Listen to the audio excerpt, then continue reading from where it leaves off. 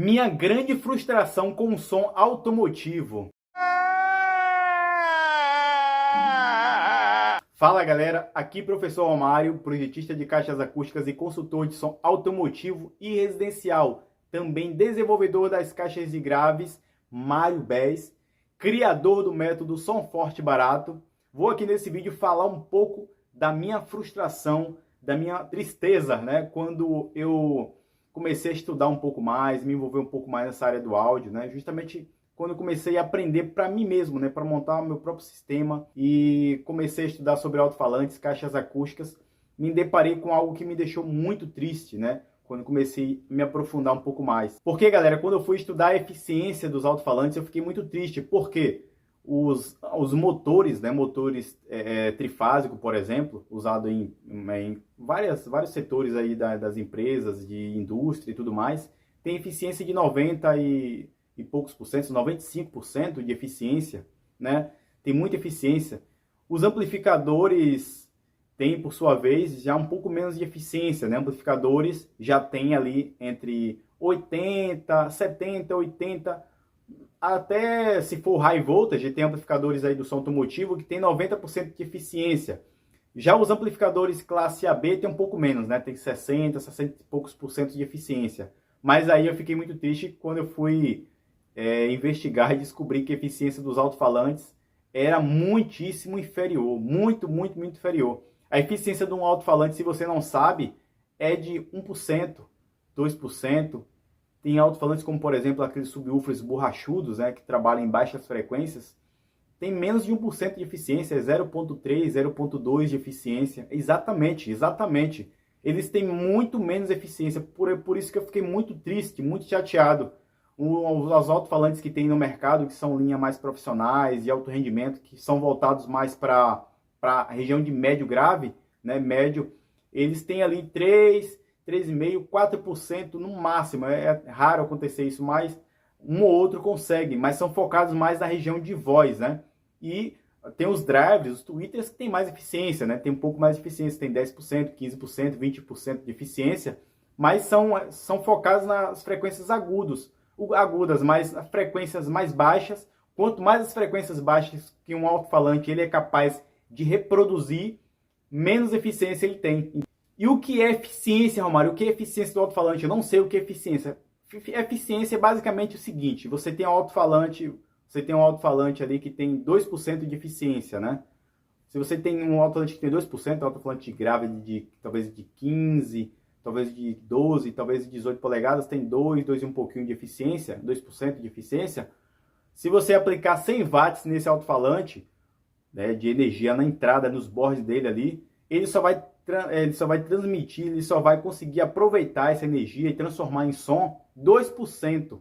Então, ou seja, 2 watts, só 2 watts, de 100 watts que você aplicou, só 2 watts ele transforma em som. Exatamente, só 2 watts ele consegue transformar em som, em SPL, em impressão sonora.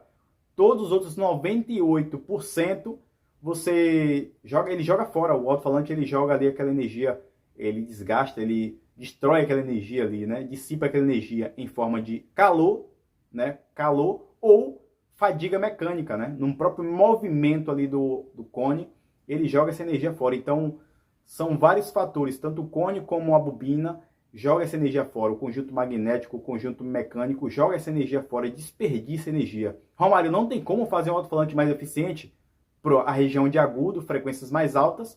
Sim, mas quando a gente vai começar a trabalhar com falantes com frequências baixas, né, que trabalham em frequências mais baixas, médio grave, grave, subgrave, aí que a porca torce o rabo, porque realmente o alto-falante ele vai ter que ter um cone, um reparo maior, né, um cone maior, a bobina maior, mais pesado, né? Então, por mais que tenha um ímã forte, um ímã parrudo, um motor ali, um ferrite bem forte, ele não vai conseguir aproveitar toda a energia, porque o próprio cone já é pesado, é grande. Para ele locomover o cone ali, locomover a massa de ar que está na frente do cone, né, que é o MMS, um parâmetro chamado MMS, então ele vai ter que realmente fazer muita força, e nessa muita força ele acaba jogando muita energia fora também. Então é um cobertor curto, o alto-falante é um cobertor curto. Por mais que ele tenha muito motor, coloque-se muito motor, ele não vai conseguir aproveitar, porque também a bobina também é muito pesada, porque para suportar aquela potência a bobina tem que ser forte, né? A bobina tem que ser forte. O próprio cone não pode ser muito solto também, porque se ele for muito solto, com aquele ímã tão forte, parrudo, para aproveitar aquela potência, ele também vai colapsar, o cone vai colapsar. Então tem que ser um pouquinho travado, não pode ser muito travado nem muito solto. Tem que ser na medida certa, até porque se for muito solto também vai implicar negativamente no projeto de uma caixa. Vai ter que fazer caixas grandes, esse alto-falante só vai conseguir render bem em caixas grandes.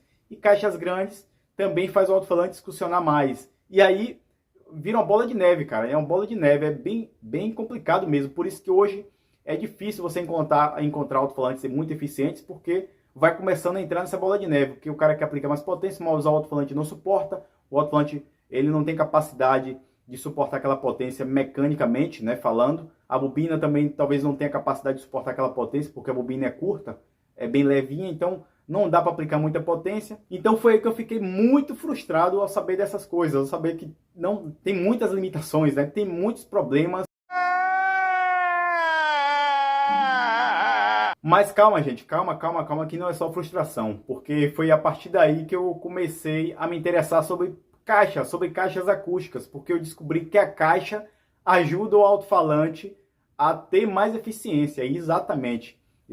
O alto-falante ele consegue, tem aquela eficiência de 2%, né? Por exemplo, o alto-falante ele tem 2% de eficiência, ele tem 95 dB de SPL a 1 metro de distância. Ele consegue reproduzir, se você aplicar 1 watts e fizer uma medição com o microfone a 1 metro, ele vai ter ali 95 watts, tá? 95 dB de SPL. Então, o alto-falante de 2% de eficiência é em média 95 dB de SPL a 1 metro, ok? Então, foi o que eu descobri. O alto-falante só tem 95 dB de SPL. Tá bom, mas eu consigo elevar esse nível de SPL para 97, 98, 100, até mais que 100 dB, ou seja, eu consigo fazer com que o meu alto-falante tenha 3, 4% de eficiência em vez de 2. Eu consigo dobrar a eficiência do meu alto-falante apenas com o projeto de caixa, exatamente.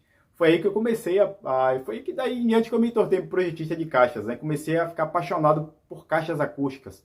Porque eu vi que, apesar das limitações físicas do alto-falante, eu consigo realmente explorar mais desempenho, ter mais pressão sonora, colocando e projetando uma caixa perfeita para o alto-falante, né? Dentro da proposta sonora, respeitando o limite do falante, claro, né? Principalmente, mas também focado no gosto de cada pessoa, na necessidade, no uso, na proposta sonora. E aí consegue-se ter muito mais pressão sonora, consegue ter muito mais rendimento, colocando o alto-falante, projetando uma caixa correta para esse alto-falante. Coloca nos comentários aí, você sabia que a eficiência do alto-falante era tão baixa assim? Era muito mais baixa do que a eficiência do amplificador e muitíssimo mais baixa do que a eficiência de motores trifásicos? Coloca aí embaixo nos comentários. Eu sabia, Romário, eu sabia que tinha pouquíssima eficiência. Romário, eu sabia que tinha pouca eficiência, mas eu não sabia que era tanta assim. Que o alto-falante jogava tanta energia fora, que desperdiçava tanta energia, que tinha tanta ineficiência.